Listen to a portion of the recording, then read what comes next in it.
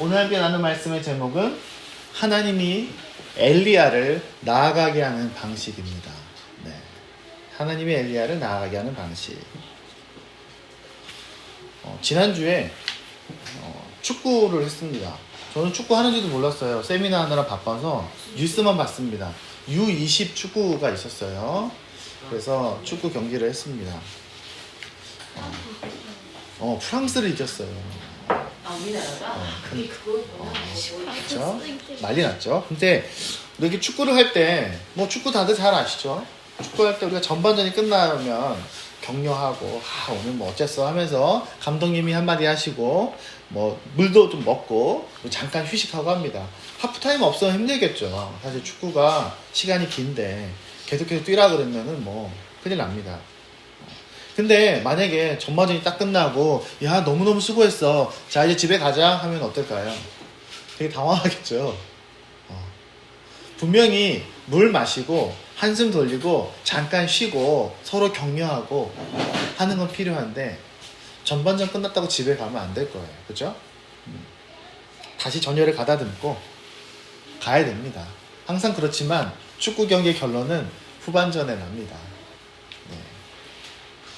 우리 지난주에 하나님이 지친 엘리야를 대하는 방식에 대한 얘기를 했습니다.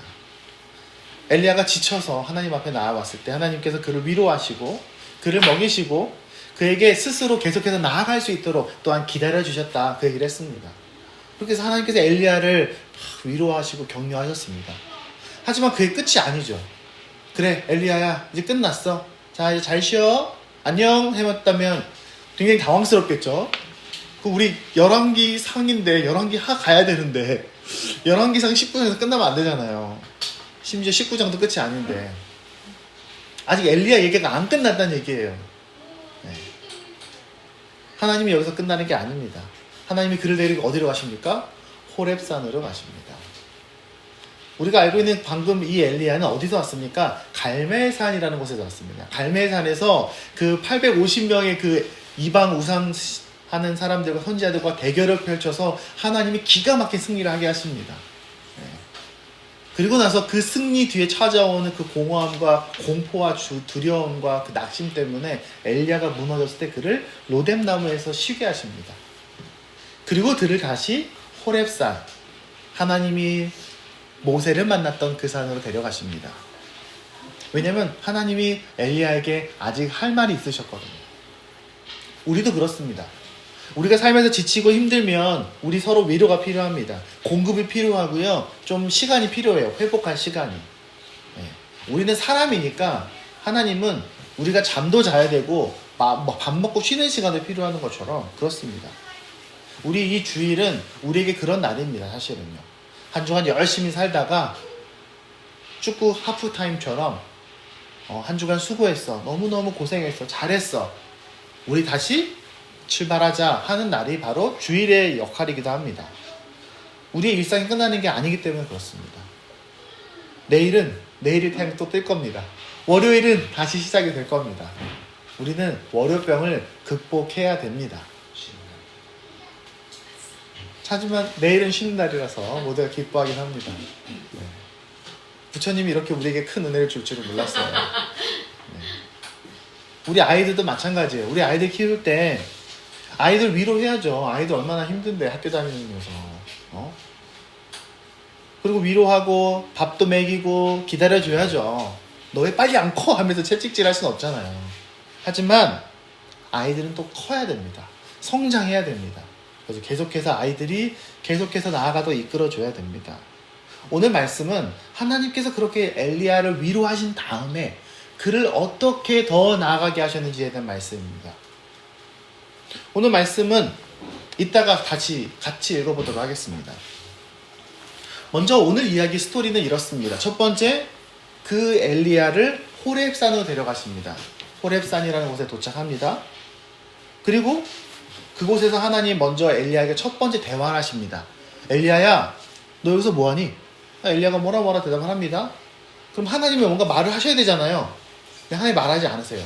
갑자기 폭풍이 막 몰아치고 땅이 막 흔들리고 지진이 일어나고 갑자기 여기저기 불꽃이 막 올라오면서 막 화재가 산불이 나고 정신 없겠죠, 엘리야가. 이게 뭐하는, 이게 뭔가 하면서 막 정신을 못 차리고 나서 그 모든 것들이 다 지나갑니다.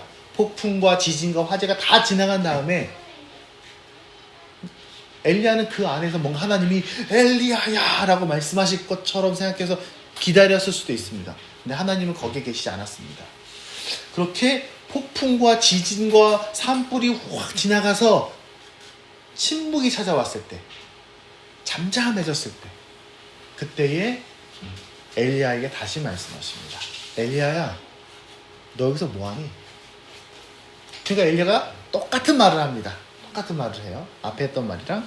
그러니까 그제서야 하나님이 엘리야에게 세 가지 메시지 주십니다. 엘리야야, 이거고 이거고 이거야, 이렇게 말합니다. 그게 뭔가, 하나님이 무슨 얘기를 하셨나? 왜 그렇게 하셨나? 그 얘기를 좀 보겠습니다. 첫 번째, 지친 엘리야를 호레산에 데리고 왔을 때, 마치 우리도 삶에 지치고 힘들어서 하나님 앞에 왔을 때 하나님 우리에게 하신 첫 번째입니다. 말씀을 같이 읽어보겠습니다. 조금 말씀인데 보이나요, 글씨요? 네. 보이면 같이 읽어보면 좋겠습니다. 함께 읽어보겠습니다. 자, 같이 읽을게요. 천천히요. 시작. 엘리야가 그곳 굴에 들어가서 머물더니 여호와의 말씀이 그에게 임하여 이르시되 엘리야야, 내가 어찌하여 여기 있느냐? 그가 대답하되 내가 만군의 하나님 여호와께 열심히 유별하오니 이는 이스라엘 자손이 주의 언약을 버리고 주의 제단을 헐며 칼로 주의 선지자를 죽였사오며 오직 나만 남았거늘 그들이 내 생명을 찾아 빼앗으려. 여기까지만 읽겠습니다. 자, 어떤 내용인지 아시겠죠? 엘리야가 거기 굴에 들어갔어요. 하나님이 가라는 데까지 갔습니다. 그러니까 하나님 물어봅니다. 너야, 너 여기서 뭐하니? 너 여기서 왜 있어? 아니, 하나님이 데려왔는데 엘리야가 이렇게 말합니다. 그러니까 엘리야가 말합니다. 제가요 열심히 유별했습니다. 제가 진짜 열심히 했어요. 근데 내가 섬기는, 내가 가르친 이 이스라엘 자손들은요 엉터리예요.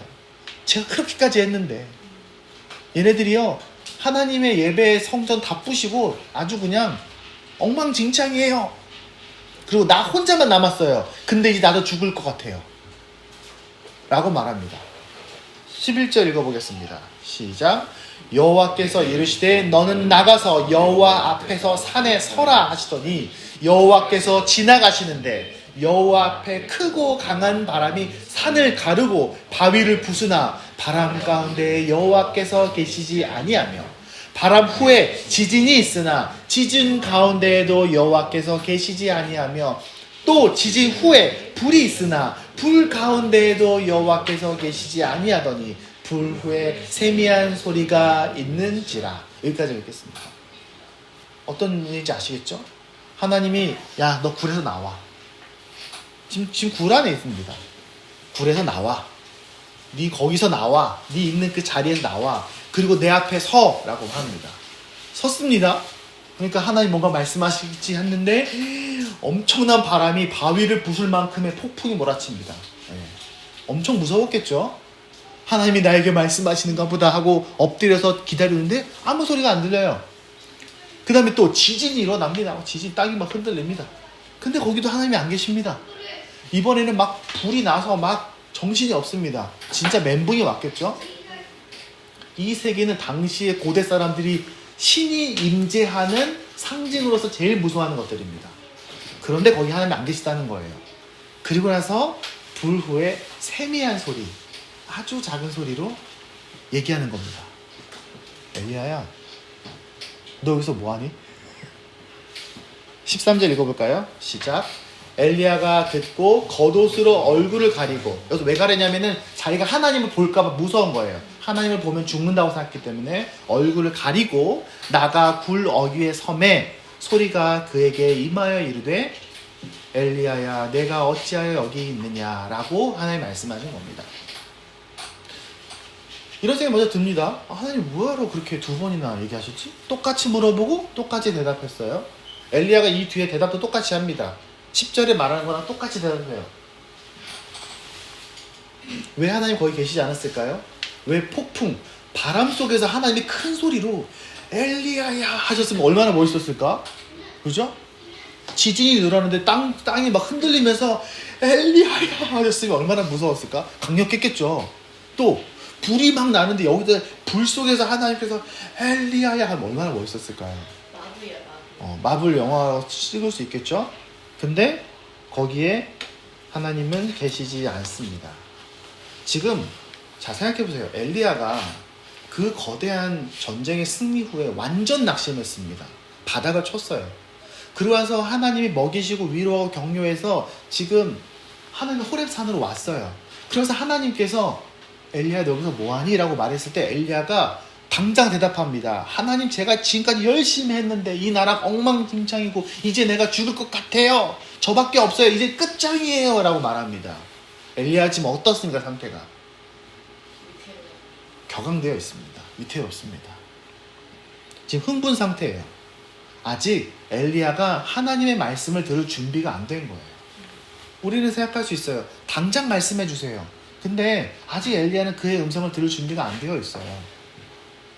그래서 먼저 하나님은 엘리야가 폭풍과 지진과 그리고 어마어마한 불 속에서 정신을 거의 멘붕이 오게 하십니다. 정말 멘붕이 왔겠죠. 자기는 요만한 걸로 지금 죽겠는데 하나님이 훨씬 더 크고 압도적인 걸 경험하게 함으로써 정신 차려라 라고 말씀하시는 겁니다. 그가 그 하나님의 능력으로 놀라게 하고 그리고 그런 그를 진정시키신 후에 다시 말씀하시는 거예요. 너의 세상에서 나와. 그 굴에서 나와. 그리고 과거에 너의 그 화려했던 영광으로부터서도 나와. 너의 걱정으로부터 나와. 우리가 아이들 훈육할 때 그래요.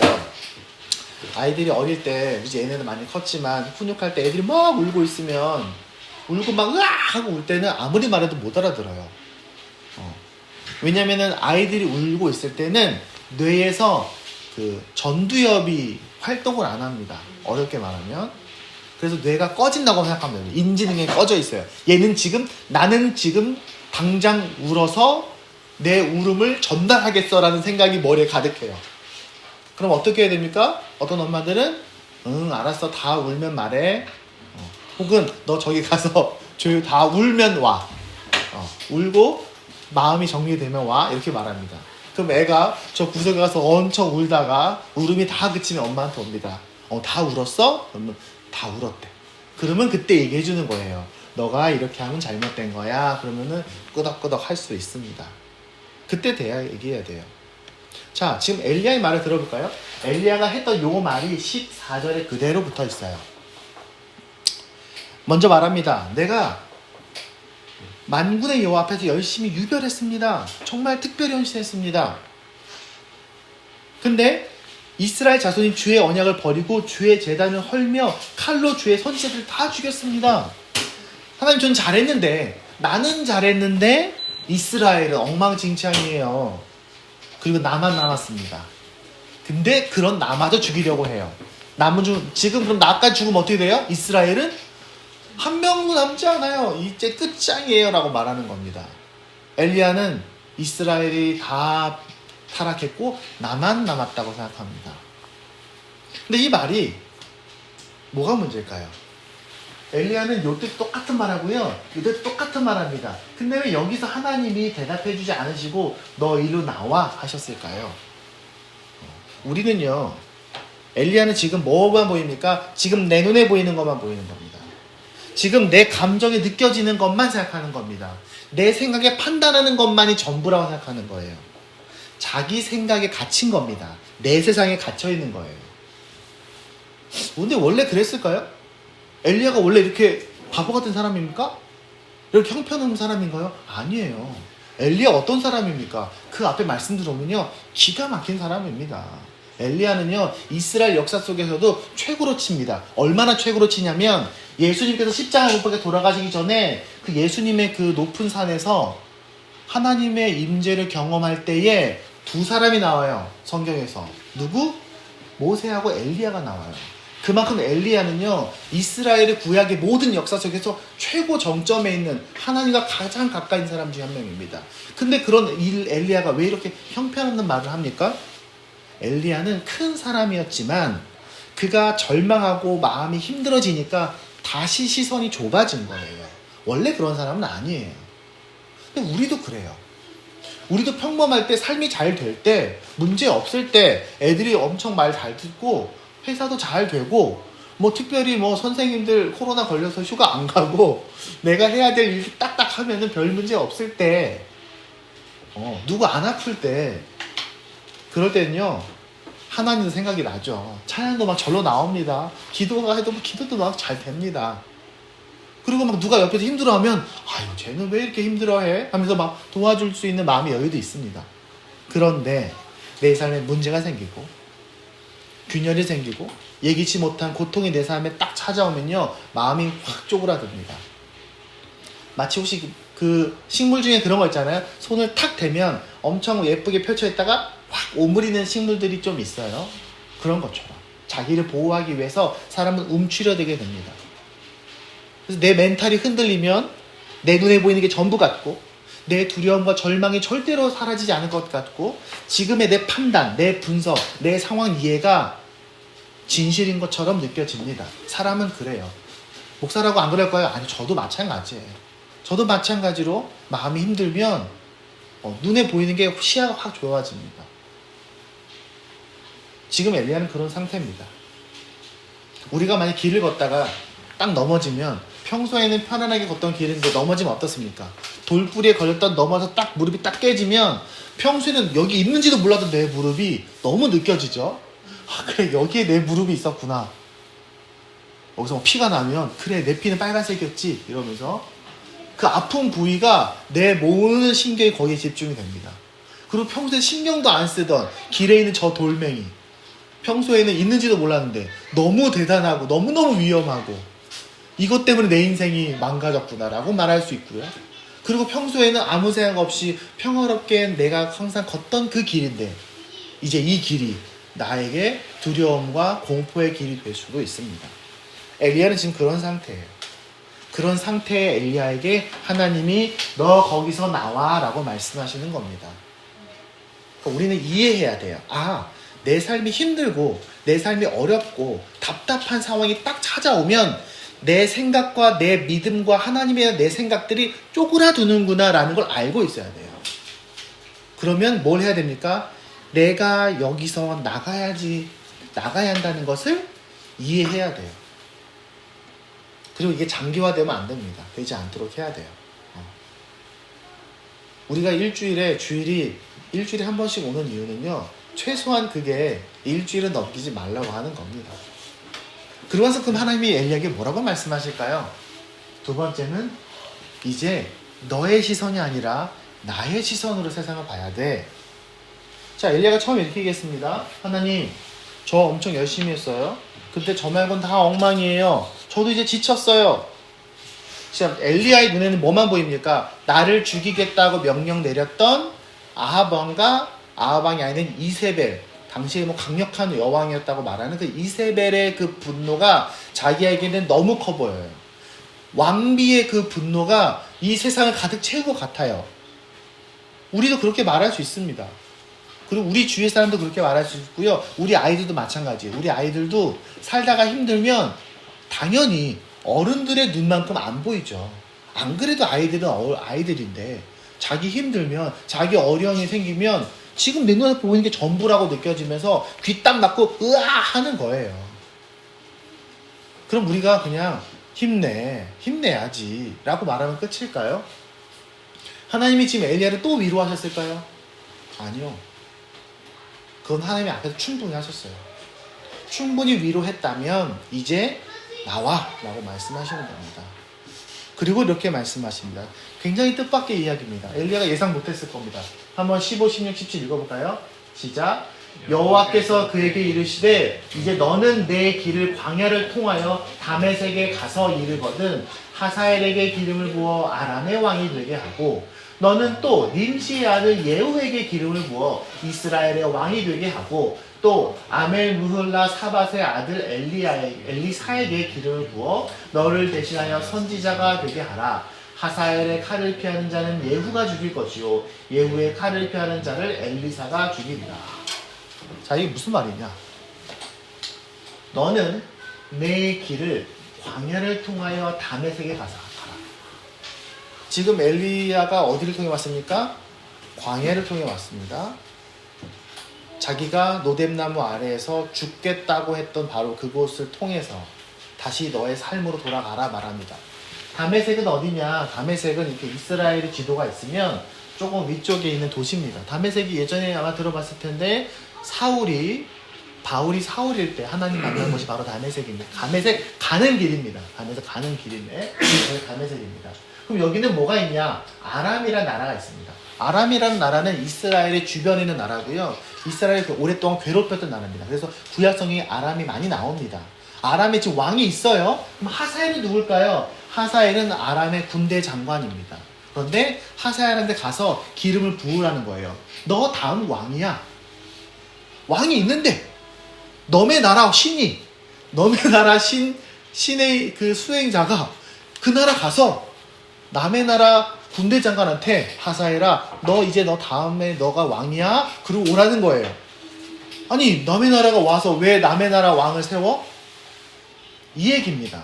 엘리야야 아람의 나라 왕도 내가 정해주는 거야. 그 나라 네가 알고 있는 이스라엘 주변의 모든 나라들 다 내 손에 있어. 내가 역사를 바꿀 거야 이 얘기입니다. 실제로 하사엘은 당시의 아람 왕을 죽이고 왕이 됩니다. 그리고 끈질기게 이스라엘을 괴롭힙니다. 어떨 때 괴롭힙니까? 이스라엘이 하나님께 헌신하지 못할 때 하나님의 회초리가 되어서 이스라엘을 괴롭힙니다. 자, 그 다음에 어디 갑니까? 님시의 아들 예후는 누굽니까? 예후는 당시의 이스라엘의 왕이 아닙니다. 이 사람도 군대 장관입니다. 그 군대 장관에게 이스라엘 왕이 되게 하라는 겁니다. 왕도 아닌데 가서 기름을 부어서 자 예후야 넌 이제부터 이스라엘 왕이야. 하나님이 너에게 말씀하셨어? 하고 오라는 겁니다. 어떻게 됐을까요? 당연히 예후가 당시의 이스라엘의 왕 아합이 죽고 그 다음이 왕이 된 요람을 죽입니다. 이세벨도 죽입니다. 그리고 그가 왕이 됩니다. 그 다음 왕이 다음 왕이지 예후가 됩니다. 이스라엘 왕 너 이세벨이 무섭니? 가서 거기 군대장한테 기름 붓고 와. 그러면 그가 역사를 새로 쓸 거야. 이렇게 말씀하시는 겁니다. 그리고 너 혼자 남았다고 엘리사에게 가. 이런 사람이 있어. 너 가서 걔한테 기름 부어. 그가 너의 다음 선지자가 될 거야. 너 혼자 남았다고 말하지 마. 네가 판단한 게 전부라고 말하지 마. 나는 이미 역사를 새롭게 쓸 준비를 다 하고 있어. 내가 다 알고 있어. 라고 말씀하시는 겁니다. 그래서 세 사람의 리더를 세웁니다. 실제로 그렇습니다. 하사엘의 칼을 피한 요람과 이세벨은 예후에 의해서 죽습니다. 이렇게 말하는 겁니다. 엘리야는 지금 자기 눈에 보이는 것만 생각했습니다. 하지만 하나님의 눈에는 이스라엘 전체 역사뿐만 아니라 주변국의 모든 역사적 상황까지 보고 계셨습니다. 엘리야는 지금 당장의 어려움만 생각하고 있었습니다. 하지만 하나님은 미래의 장기적인 모든 것까지 생각하고 있었습니다. 어디까지 생각하셨을까요? 하나님의 계획은 이 모든 역사가 어디까지 가야 됩니까? 예수 그리스도까지 가야 됩니다. 아직 하나님은 갈 길이 멀어요. 엘리야는 지금 자기 판단만 전부라고 생각했습니다. 내가 얼마나 잘하는데 내가 이스라엘을 빠삭해. 그렇겠죠. 이스라엘의 원탑 선지자인데.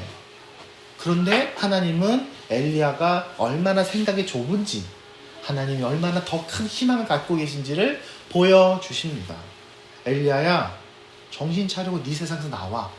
그리고 내 얘기를 좀 들어. 내 눈으로 세상을 봐라. 이 역사와 세계의 주인은 나야. 대단해 보이는 외국의 왕들 내가 세울 거야. 너를 위협하는 이스라엘 왕과 왕비 내가 이제 정리할 거야. 너밖에 안 남았다고? 내가 너의 다음 지도자까지 다 준비해놨어. 걱정하지 마. 우리에게도 말씀하십니다. 우리도 삶이 힘들고요. 어려우면 내가 해야 될 일이 너무 부담스럽게 느껴지고 할 수 있는데 부담스러워집니다. 그리고 막 되게 복잡해지고요. 그리고 부정적인 예상만 계속합니다. 이렇게 되면 어떡하지? 이렇게 되면 어떡하지? 이러면서 내 생각이 부정적으로 바뀝니다. 사탄이 하는 일입니다. 왜? 내가 내 안에 갇히면 갇히는 만큼 하나님을 밀어내게 되고요. 하나님을 밀어난 만큼 그 자리에 사탄의 생각이 들어오는 겁니다. 우리가 하나님에 향한 믿음을 잃어버리고 하나님에 대한 신뢰와 서로를 향한 믿음을 잃어버리게 될 때가 있다는 거죠. 그때 우리가 어떻게 되는 겁니까? 어린아이처럼 되는 겁니다. 심리학적으로 그래요. 혹시 들어보셨는지 모르겠는데 셰퍼드 래프 4권에 가면 그 부분에 대해 나중에 또 배우게 됩니다. 사람들이 스트레스 많이 받잖아요. 스트레스 많이 받아서 그 뇌가 이렇게 실제로 쪼그라들어요. 인지적으로. 그러면 어떻게 되느냐, 내 생각과 내 감정과 내 것들이 어린아이 시절로 돌아가요. 그걸 퇴행이라고 합니다. 우리가 어린이집이니까 너무 잘 아시죠? 아이가 자라다가 동생이 태어나면 큰애들은 퇴행을 겪습니다. 그럼 어떻게 되냐? 동생처럼 따라하는 거예요. 근데 그게 엄밀하게 동생을 따라하는 게 아니라 아이가 동생이 태어난 게 굉장히 큰 스트레스예요. 뭐 누구의 말로는 배우자가 자기를 배반할 것 같은 그런 고통을 받는다고 하잖아요. 그러면 동생을 따라하는 게 아니라, 그렇게 생각할 수 있겠지만 동생의 어린 시절, 자기가 생각하기에 가장 안전했던 어린 시절로 자기도 모르게 내려가는 겁니다. 그러니까 막 오줌도 싸고 안 듣고 막 엉엉 울고 떼쓰고 막 젖병 내놓으라고 하고 하는 거예요. 어른도 마찬가지입니다. 사실은요. 어른도 힘들고 스트레스가 많이 받으면요, 지식은 지금 내 지식이 있지만 어릴 때 내 감정, 어릴 때의 그 시야, 어릴 때의 그 기분으로 쫙 쪼그라들어 갑니다. 물론 사람마다 다르겠지만 그럴 때 우리는 하나님의 말씀을 기억해야 합니다. 오늘 여기서 말했던 것처럼 이 말씀, 얘야, 이 세상에 누가 주인이지? 내가 주인이야.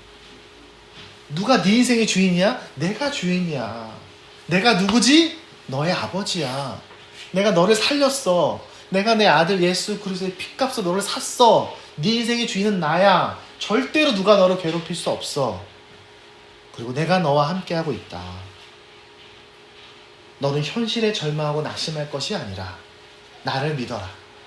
네가 생각하는 것보다 나는 더 큰 존재다. 라고 말씀하시는 겁니다. 그리고 네가 해야 할 일을 해라. 그게 바로 하나님의 말씀입니다. 이게 끝일까요? 마지막 한 절이 더 있습니다. 자, 18절 함께 읽어볼까요? 시작. 그러나 내가 이스라엘 가운데에 7,000명을 남기리니 다 바알에게 무릎을 꿇지 아니하고 다 바알에게 입맞추지 아니하는 자니라. 분명히 엘리야가 그랬거든요. 저 하나만 남았습니다.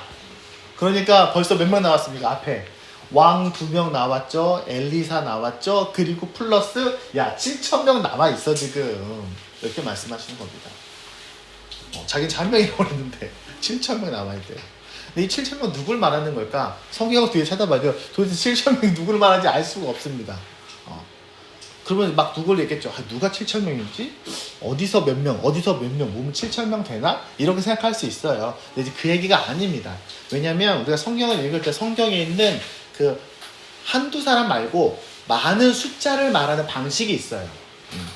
여기서 7,000은 7은 이스라엘에서 무슨 숫자입니까? 완전한 숫자입니다. 그리고 이스라엘의 히브리어에서 1,000은 또 완전한 숫자입니다.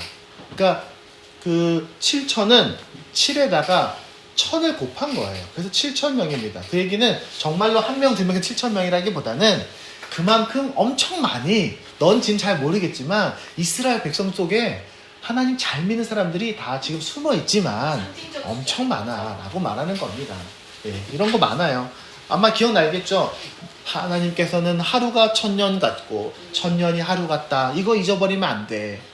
그래서 어떤 사람들은 그 단어 말씀 가지고 예수님의 재림이 며칠인가 계산합니다. 하루가 1,000년씩 계산해야지 하면서, 그러면 일주일에 1,000년이가 그러면 7,000년이 뭐 이럴 수 있어요. 절대 그렇게 하면 안 됩니다. 그거는 구약 성경 언어 방식을 잘 몰라서 그래요. 요한계시록에 많이 얘기하죠. 14만 4천 명. 14만 4천 명 어디 나왔겠습니까? 이쯤 되면 이제 우리 고등학생들은 아마 바로 떠오릅니다. 144? 12제곱이잖아요. 구약의 12지파, 이스라엘의 12제자, 그리고 완전 수천 곱하면 14만 4천 되는 거예요. 그렇게 숫자를 읽어야 됩니다. 몇 개 있어요. 성경에 숫자를 읽는 방식이요. 정리하면 이렇습니다. 첫 번째, 너의 세상에서 나와. 두 번째, 큰 하나님을 신뢰해. 마지막으로 네 주위를 돌아봐라. 7,000명이 있어. 많아. 아까 얘기했잖아요. 저 혼자 남았습니다. 하나님 말합니다. 아니야. 너처럼 열심히 한 사람 엄청 많아. 그걸 뭐라고 합니까? 구약에서 남은 자라고 합니다. 남은 자. 이 남은 자가 굉장히 성경에서 되게 중요한 단어예요. 구약에서 되게 중요한 사가 남은 자 사상입니다. 네. 렘넌트라고 하는데요. 이 구약 성경 전체를 읽어봤을 때 구약의 여러 가지 그 핵심, 구약을 전체를 통과하는 여러 사상들이 있어요. 그 중에 대표적인 게 하나님 나라. 하나님 나라가 쭉 가는 거예요. 또 메시아에 대한 대망이 쭉 가는 겁니다. 여러 가지가 있어요. 뭐 왕과 선지자와 제사장에 대한 내용이 쭉 갑니다. 그 중에 하나가 남은 자입니다. 하나님이 이 고통과 불법, 거짓과 우상숭배 가득한 세상 속에서 하나님의 사람들을 남겨놓고 그 남겨진 사람들이 미래를 만들어 간다는 사상이 바로 남은 자 사상입니다. 예를 들어서 노아의 홍수가 해서 지구를 모두 다 하나님께서 심판하실 때에 노아의 가족을 남겨두십니다. 그리고 또 뭐 예를 들면은 이스라엘 대홍수가 이스라엘의 그 애굽에 갔을 때 애굽에서 하나님께서 이스라엘 백성을 남겨두십니다. 또 우리 기억나시겠지만 소돔과 고모라에서 하나님이 심판 임할 때 롯의 가족을 남겨두십니다. 그런 남은 자 사상이 있어요. 이스라엘 백성들이 하나님 바벨론으로 다 포로가 돌아갔을 때 다 갔지만 그 중에서 일부분은 다시 돌아옵니다. 그 소수 하나님을 위해서 자신의 안락한 생활을 전부 다 포기하고 마치 6.25 전쟁 이후에 뉴욕에 살던 한인들이 마치 한국에 돌아와서 거기서 다시 삶을 시작하는 것처럼 그런 남은 자들이 있다는 겁니다. 그 대표적인 말씀입니다. 함께 읽어볼까요? 시작. 이사야 10장 20절에서 21절입니다. 시작. 그날에 이스라엘의 남은 자와 야곱 족속의 피난한 자들이 다시는 자기를 친 자를 의지하지 아니하고 이스라엘의 거룩하신 이 여호와를 진실하게 의지하리니. 우리가 방금 읽었던 이 말씀도 남은 자에서 핵심이 되는 말씀 중에 하나입니다. 우리는 남은 자입니다. 우리가 삶이 힘들고 지칠 때 우리의 삶에서 나와서 하나님을 바라볼 때 우리는 발견하게 됩니다. 아, 나와 우리가 남은 자구나. 여러분의 배우자가 그리고 우리 교회의 가족들이 우리에게 함께하게 될 7,000명 남은 자입니다. 말씀을 맺겠습니다. 제가 설교문에 숫자를 잘못 쓴 게 있어요. 우리 지난주에 20세 축구 대표에서 프랑스를 이겼잖아요. 프랑스를 이겼을 때 난리가 났습니다. 대한민국이 세계 랭킹 1, 2위 되는 프랑스를 이겼어. 승리했어. 그 다음 팀은 누구냐? 온두라스네. 야, 온두라스는 야 우리가 이길 수 있어. 왜? 온두라스 지난번에 어느 나라랑 붙어갖고 뭐 12대 0으로 지고 막 그랬거든요. 야, 온두라스는 이길 수 있지. 붙었어요. 전반전 1대 0으로 지면서 끝났어요. 그래서 사람들이 다 멘붕이 왔습니다. 어떻게 했지? 온두라스 되게 잘하네. 후반전 시작했어요. 또 1골, 그래서 2대 0까지 끌려갔었어요. 하지만 결국에는 2대2 무승부가 됐습니다. 네. 사람들이 되게 기뻐했어요. 그렇지만 한 많은 사람들이 얘기했습니다. 프랑스의 승리에 취했던 국가대표가 방심하다가 당했다. 이런 얘기를 합니다. 무승부만 돼도 괜찮아요. 그래서 왜 우리의 인생은요, 사실은 내가 만드는 게 아니기 때문에 그래 무승부 대자라는 마음으로 살면 돼요. 하나님 우리에게 너네가 승리해라라고 말씀하시지 않아요. 너의 삶에서 너가 해야 될 일만 하면 돼. 나머진 내가 책임질게 라고 말하시는 거예요. 우리는 혼자 사는 게 아니니까. 오늘 우리 말씀을 쭉 읽으면서 이런 얘기 했습니다. 아 그래 하나님께서 엘리야를 먼저 충분히 위로하시는구나. 그가 충분히 위로받은 다음엔 거기에 주저앉아 있게 하지 않으시고 엘리야를 다시 나아가게 하시는구나. 근데 나아갈 때 우리가 왜 못 나아가냐? 우리 세상에 갇혀있기 때문에 못 나간다. 하지만 하나님께서 우리를 끄집어내실 거야. 그리고 끄집어내 눈을 크게 뜨니까 하나님이 얼마나 크고 위대한 분이신지 발견해야 될 거고. 그리고 그렇게 하나님을 바라보고 있는 자가 나 혼자가 아니라 우리와 함께라는 것을 발견하게 될 겁니다. 그걸 항상 생각하는 우리가 되기를 바랍니다. 또한 그렇게 일으켜 세우는 것과 계속 나아가게 하는 것이 항상 함께 가는 우리가 되기를 바랍니다. 또 우리 아이들도 그렇게 우리가 잘 양육하기를 바랍니다. 오늘 말씀을 함께 읽겠습니다. 시편입니다. 시편 123편 1절 시작. 하늘에 계시는 주여 내가 눈을 들어 주께 향하나이다. 이 말씀을 항상 기억하고, 그래서 우리가 먼저는 서로를 위로하지만 땅이 아니라 하늘을 보고 나만이 아니라 우리를 바라보는 우리가 될 수 있도록 그런 한 주가 또한 되기를 바랍니다. 그런 한 주에서 우리가 이렇게 승리하기를 바랍니다. 기도하겠습니다.